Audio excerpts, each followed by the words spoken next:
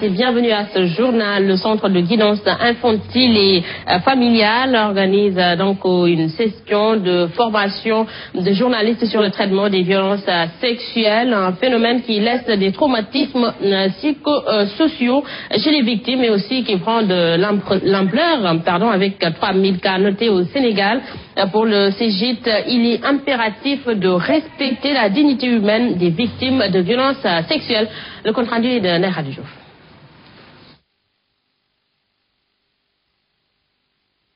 Au Sénégal, où le traitement médiatique de ce phénomène laisse à désirer, car ne répondant pas aux normes édictées par l'éthique et la déontologie. L'abus sexuel se passe dans l'intimité. Personne n'est témoin. Mais il y a des traitements parfois que nous avons partagés avec vous qui sont carrément d'ordre pornographique et qui sont d'une grande indécence. Des violences qui ne sont pas sans conséquences. Elles peuvent même entraîner des traumatismes psychosociaux. Il y va de la santé mentale de la victime, il y va de sa santé physique, mais il y va aussi de sa vie en société. Tout ceci est perturbé. D'où la nécessité de sensibiliser toutes les parties prenantes, y compris les forces de sécurité, qui accueillent en premier lieu les victimes qui veulent obtenir justice. Comme me disait un ami policier, mais nous on nous a formés à attraper les voleurs, mais pas à auditionner des enfants. Et c'est cette prise de conscience que nous a conduit sur l'ensemble du territoire national et dans toutes les régions du pays de former 20 gendarmes et policiers à l'audition de l'enfant mineur victime d'abus sexuels. Ça, je pense que c'est un gain considérable pour notre pays, donc qu'il faut prendre en compte. Les magistrats, là aussi, nous avons fait un travail avec eux. Le traitement médiatique des violences sexuelles doit se faire sans commentaire, d'où la raison de cette session de formation à l'encontre des journalistes afin de mieux les outiller à ne pas verser dans le sensationnel quand il s'agit d'informations relevant de violences sexuelles. La majeure partie des cas d'abus sexuels sont notés dans les localités comme Thiès, Touba, Dakar et des statistiques qui tournent autour de 400 cas en moins de 2 ans recueillis au niveau de l'Observatoire de lutte contre la maltraitance et l'abus sexuel qui a une mission de prise en charge psychologique des victimes. Aminata Meng, psychologue, ici avec notre reporter. L'approche qu'on mène en fait très souvent, c'est de leur montrer que finalement ils pointent du doigt, l'article de presse, le journaliste qui l'a écrit. Mais nous, ce que nous faisons en fait dans nos observatoires, c'est d'abord les recevoir, les écouter. C'est-à-dire qu'ils ont besoin d'espace pour exprimer le plus souvent la colère qu'ils ont en eux.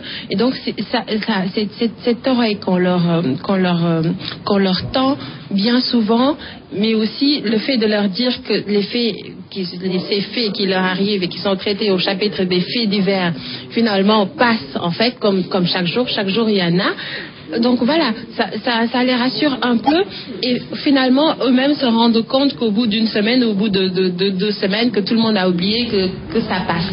Faire de l'agriculture une activité commerciale en Afrique, c'est le vœu des organisateurs de la conférence de haut niveau sur la transformation agricole du continent. Pour le président de la BAT, comme pour le Premier ministre de la République démocratique du Congo, l'heure est d'accélérer les procédures pour financer l'agriculture en Afrique. C'est un compte rendu de Fatima Diop et Babacar. Pour un développement radieux de l'Afrique, il faut forcément libérer les potentiels du continent africain pour créer des richesses. C'est l'avis du président de la Banque africaine de développement. Selon Akinwumi Adesina, les banques doivent connaître davantage leur rôle et financer le secteur de l'agriculture. L'Afrique doit libérer la richesse de son sol, pas seulement la richesse minérale et pétrolière. L'Afrique dépense aujourd'hui 35 milliards de dollars par an dans l'importation de produits alimentaires et en important que celle pour produire.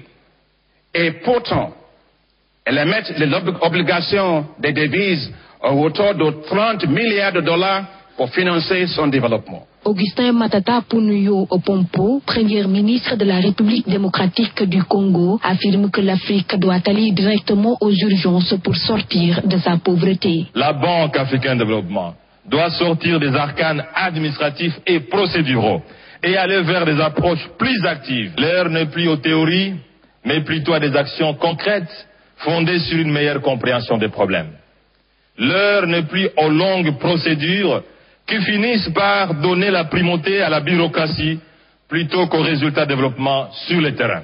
Plus de 500 personnes ont participé à cette rencontre de haut niveau sur l'agriculture et l'agroalimentaire. Une rencontre que le président Macky Sall compte d'ailleurs pérenniser au Sénégal afin de faire de l'agriculture une source de richesse en Afrique. Et le nœud du problème, c'est le financement, selon le ministre sénégalais de l'économie Amadou Ba, qui précise que pour le Sénégal, 10% du budget est alloué à l'agriculture. Ici, ses propos. Avec le plan Sénégal émergent, des moyens importants sont dégagés pour l'agriculture et nous avons déjà noté des avancées significatives pour ce qui concerne la production de riz. Et ceci avec des moyens propres de l'État. 10% de notre budget sont affectés à l'agriculture, ce qui est déjà significatif. Mais cela ne suffit pas. Parce que l'Afrique a des terres, l'Afrique a de l'eau, mais l'Afrique manque de financement.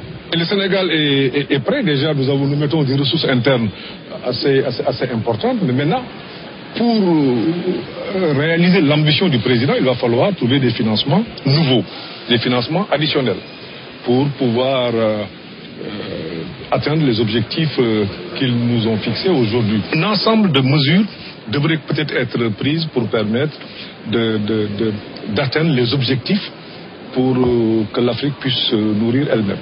Et de son côté, le chef de l'État du Sénégal dit croire plutôt au slogan « Nourrir l'Afrique par l'agriculture ». Mais Macky Sall invite d'abord le continent à moderniser ce secteur. Ici, ces propos recueillis par Fatima Diop. L'autosuffisance alimentaire du Sénégal en riz, en 2017, il n'a pas manqué des esprits sceptiques pour croire que c'était utopique et que c'était un mot d'ordre politique. Puisque beaucoup pensent en 2017 pour des élections, etc. Alors, ce qui s'est passé, c'est que d'abord, il fallait être sur le terrain. Nous leur avons demandé un effort patriotique national. Ils ont immédiatement décidé, eux, importateurs, d'acheter l'ensemble du stock de riz qui était dans la vallée. Et je les ai engagés à participer dans cette politique d'autosuffisance. Pouvoir faire toute la commande de riz qui sera produite, qui n'est pas encore produite, mais toute la commande est déjà achetée par les importateurs. Et nous avons défini donc que désormais ne peut importer du riz au Sénégal que celui qui va d'abord acheter du riz de la vallée. Voilà, vous l'aurez certainement compris là, donc c'était le chef de l'État qui revenait sur l'objectif dont il s'est fixé pour 2017, c'est celui d'atteindre l'autosuffisance en riz au Sénégal. Objectif donc qui n'a rien de politique comme certains peuvent le penser.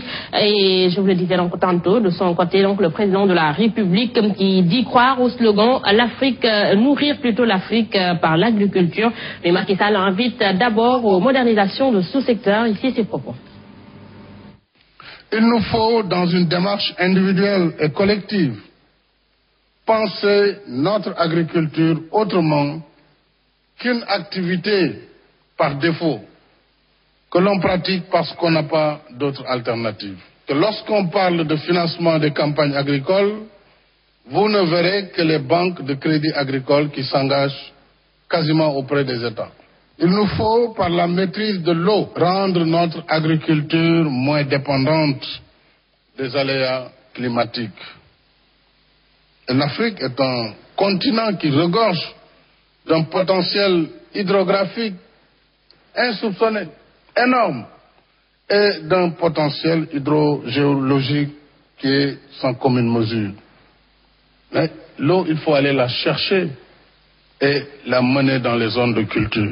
Voilà donc ici le chef de l'État qui invitait donc à la modernisation de l'agriculture en Afrique. Et puis nous parlons politique, c'est les Républicains d'Omouréoumi, c'est le nom de la nouvelle coalition qui vient augmenter le nombre de partis politiques au Sénégal. Il est créé donc par des membres fondateurs de Macky 2012 et qui ont désormais décidé de faire face à d'autres défis. En conférence de presse hier, ces fondateurs ont décliné leurs ambitions. Le compte rendu est de Salif Kébessa.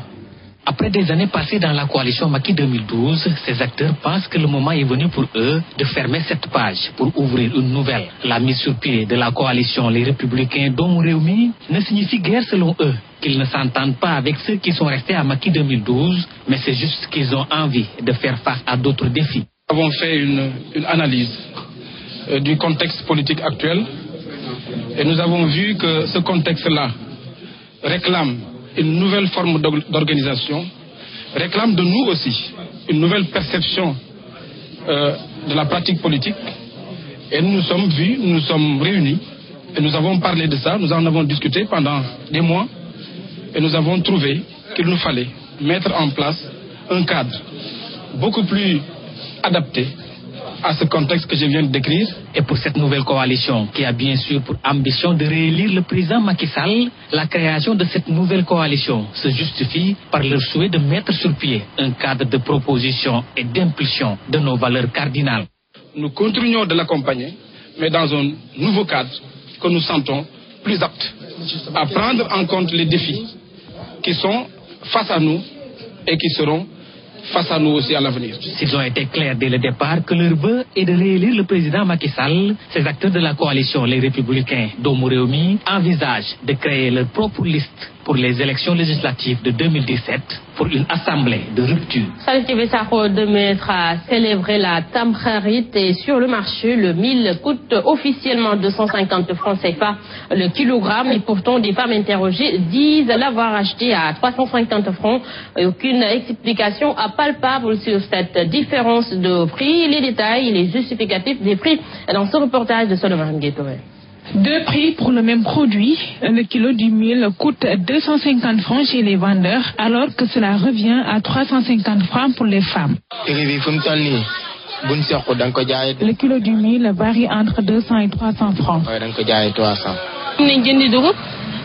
J'ai déjà acheté du mil, le kilo à 350 francs. À l'occasion de la Tamkharit, le prix a grimpé, de même que le prix du poulet et de certains légumes. Évidemment, les explications seront différentes. En tout cas, le vendeur nous a dit que c'était à 350 francs. Au contraire, en cette période, le prix a baissé par rapport au moment de la Tabaski. Mais l'on reconnaît que le mil récolté cette année n'est pas encore disponible sur le marché.